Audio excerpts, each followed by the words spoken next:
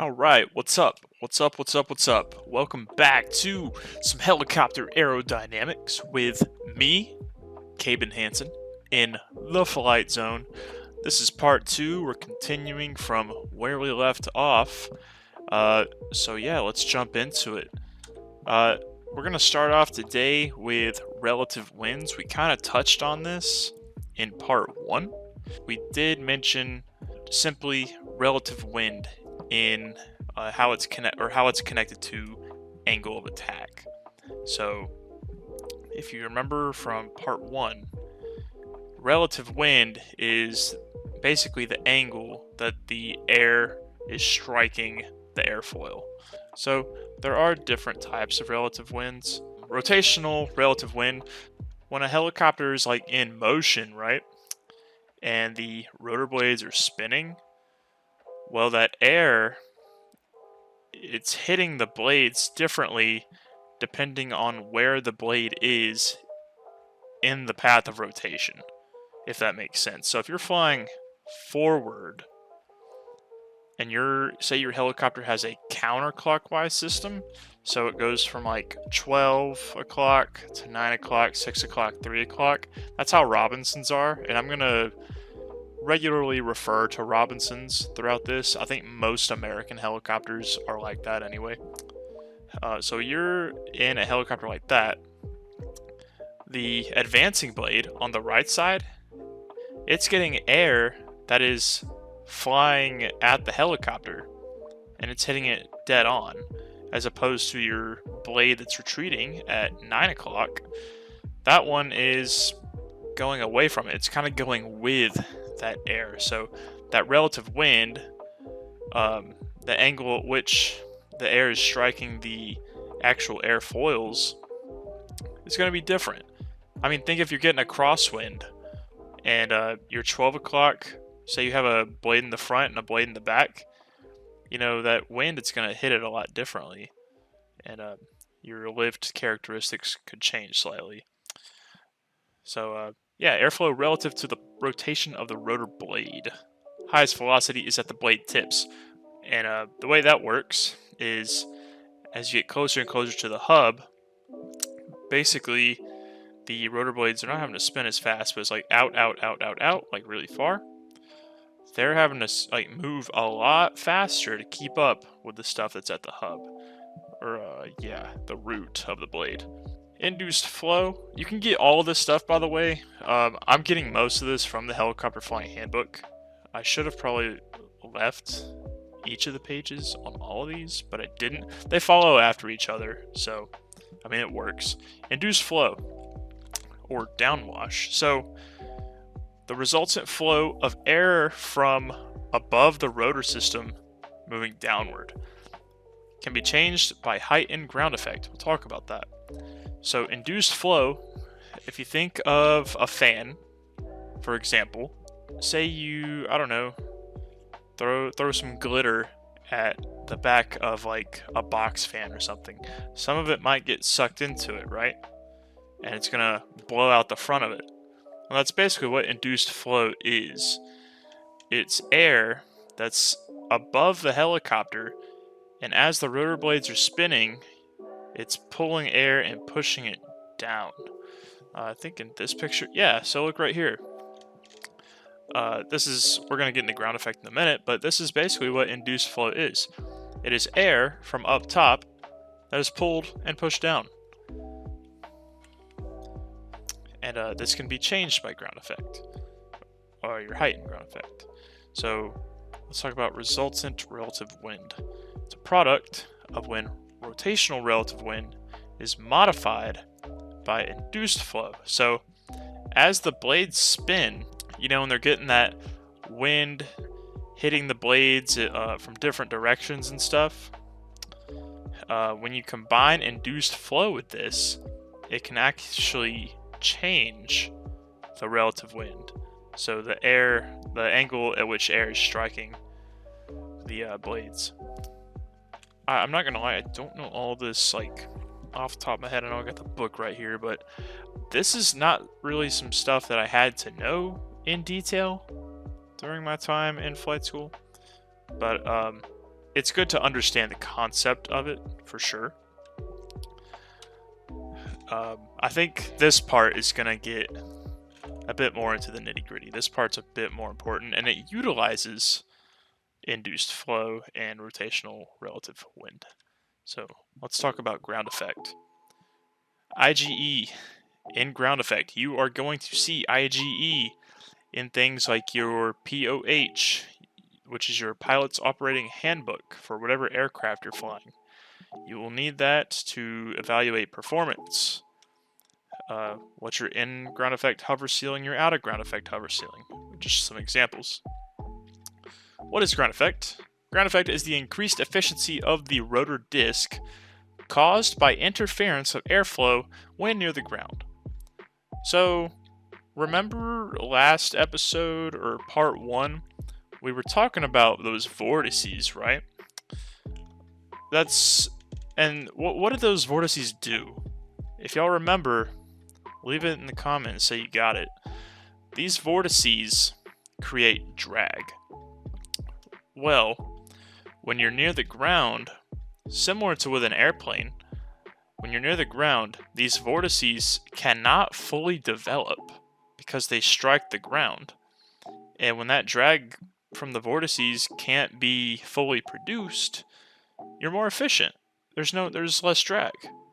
So, yeah, the air gets more dense under the helicopter because there's just more of it. And it's not just flying straight down, it actually has to turn and go somewhere else. So there's a lot more air molecules under here when you're near the ground. Air density under the rotor disc is increased, decreasing downward velocity of the air, or decreasing downward velocity of the air. This is most efficient over hard, flat surfaces, so concrete. Yeah, such as a taxiway. This efficiency reduces the power required to hover in ground effect. So yeah, when you're hovering in ground effect, like over a taxiway or something, your hovering efficiency is far greater than it would be, say, over grass or over water. Even just hovering up in the sky. Hovering over concrete is the most effective way to hover in terms of efficiency and power. Let's talk about out of ground effect, or OGE. So, kind of like I just mentioned, the benefits of hovering near the ground are lost when you're above the in ground effect altitude. And keep this in mind. The in ground effect altitude, the height is the diameter of your rotor disc. So keep that in mind.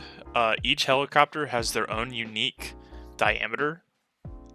I think the R-22s, I don't remember it off the top of my head. It's important to know, and I should know it, but I don't. But yeah, it's that diameter. As one begins to hover upward out of ground effect, induced flow increases, reducing the AOA, angle of attack, and reducing lift, making the helicopter less efficient. In the proper circumstances, the helicopter can begin to fall with the downwash it is producing at a rapid rate during a hover. This is known as vortex ring state. So, vortex ring state, that's basically just getting caught in your own downwash. This can be a very dangerous scenario. If you're in flight school, you will learn about this, and you will practice this. Vortex ring state, recognition, and recovery. There is a video online. This is angular momentum. Here, we're actually going to get to this in a little bit. But I'm going to open up another tab. So this is some stock footage, but this is vortex ring state. We've got a helicopter here. He's spraying some stuff, and he's in a hover. And you can see he starts to sink down. He's falling into his own downwash. It's very rapid. He does here what's called the Vachard maneuver to get out of the vortex ring state. And yeah, basically, he was in a hover, and the correct conditions existed. He was not in what's called ETL. We'll go over that later. effective translational lift, and he was pulling greater than 30% power and descending at greater than 300 feet per minute, which quickly deteriorates into, can deteriorate into well over 1500 feet per minute, which is very fast. So, vortex ring state, probably going to go over that in another video. But, yeah, you got to be careful for it in out-of-ground effect hovers. Alright, translating tendency. I love talking about translating tendency. It's just so simple. So, we're going to talk about torque a little bit here too. So, like I mentioned, all the helicopters I'm really going to be talking about are going to be utilizing a counterclockwise system, kind of like in this picture. So, let's talk about translating tendency. During a hover, a helicopter will tend to drift left or right depending on the direction of the tail rotor thrust. In our case, it's going to be going to the left. Our blades are spinning counterclockwise, and I'll kind of go over this image in a moment. Counterclockwise rotor systems, the tail will push the helicopter to the right. Okay, this is combated by applying light cyclic in the opposite direction, to the left. So as blades spin counterclockwise, the body wants to spin clockwise. The front of the helicopter wants to turn right. Well, now the back of the helicopter wants to turn, make the front of the helicopter turn left. Well, in turn, this is thrust, pushing the helicopter to the right. So, how do you combat this? Right here. Light cyclic in the opposite direction. This will be one of the early things you learn in helicopter flight school. As you're picking up, doing a two-stage pickup, you're raising your collective, you're starting to get a little light on the skids. Your cyclic is going to be just a little bit to the left. And it's going to be, like, you might need a good bit of it too. Sometimes it might depend on who you're flying with, because weight's a big thing in the R-22s especially. So you'll have a little bit of left cyclic in there to combat translating tendency or drift.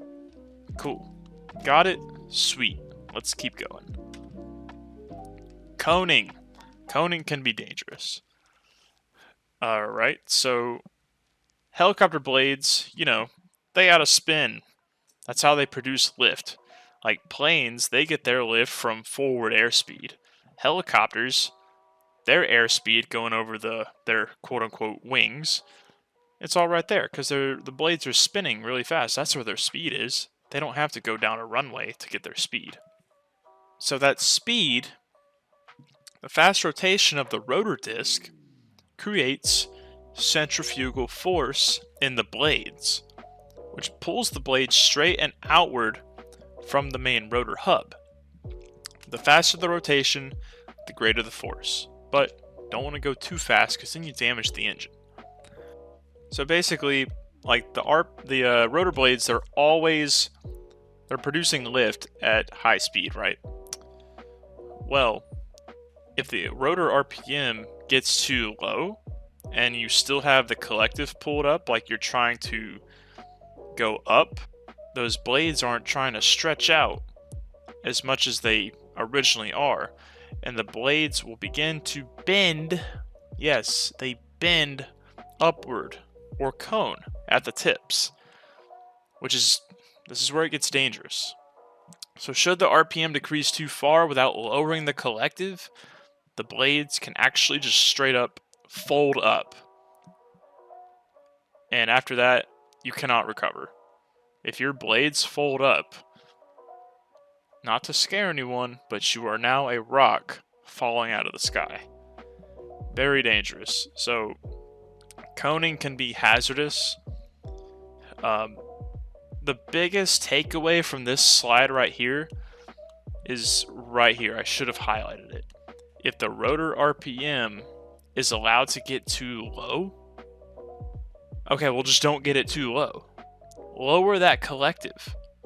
Lower the collective here. Oops. Back that up real quick. Let's fix it right here, right now.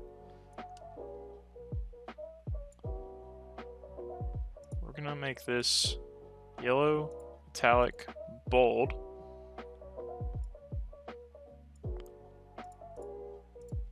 Boom. Alright. Yeah, if the rotor RPM is allowed to get too low, centrifugal force deteriorates. The blades aren't wanting to stay out.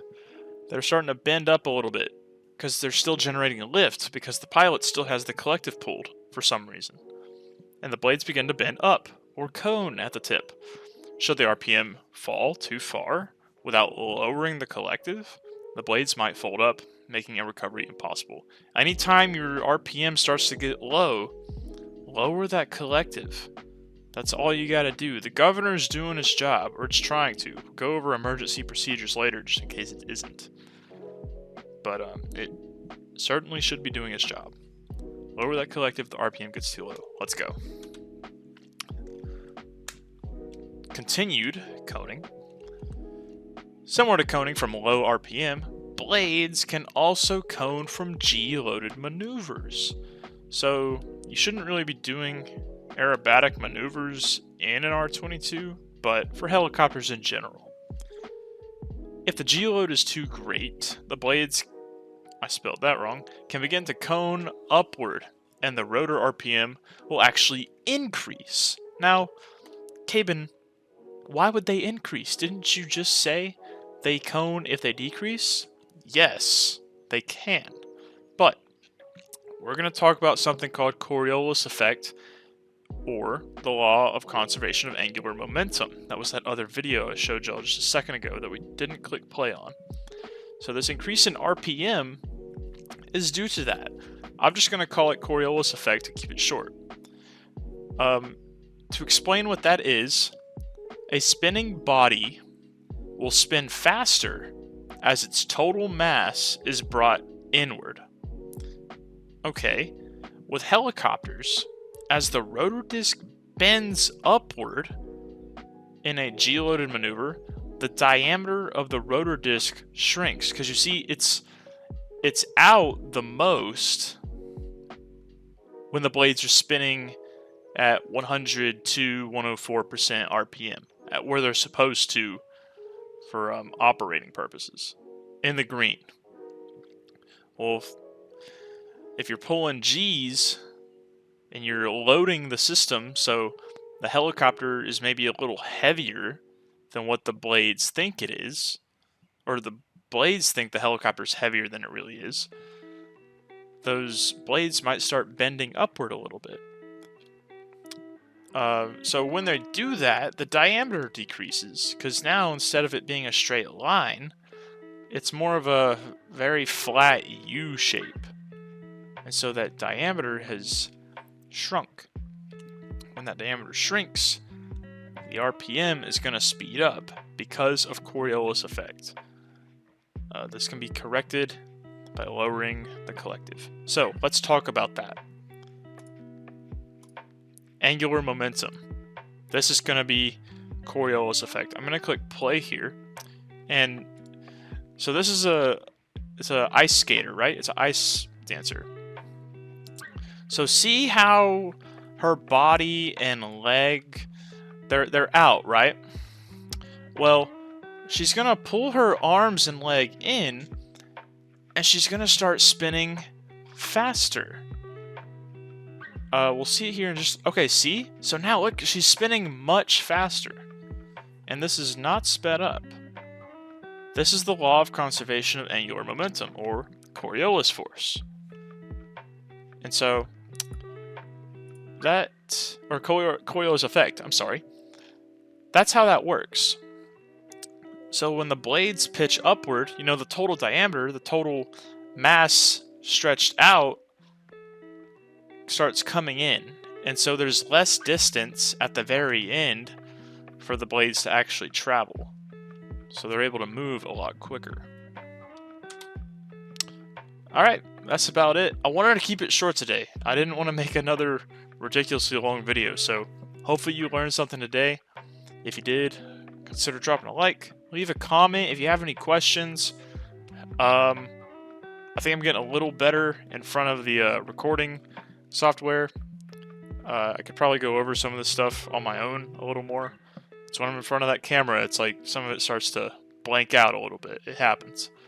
But thanks again for watching. Once again, leave a comment if you need any help or assistance with anything, and I'll be right there to help you out. Y'all have a good day. Thanks for watching. Fly safe.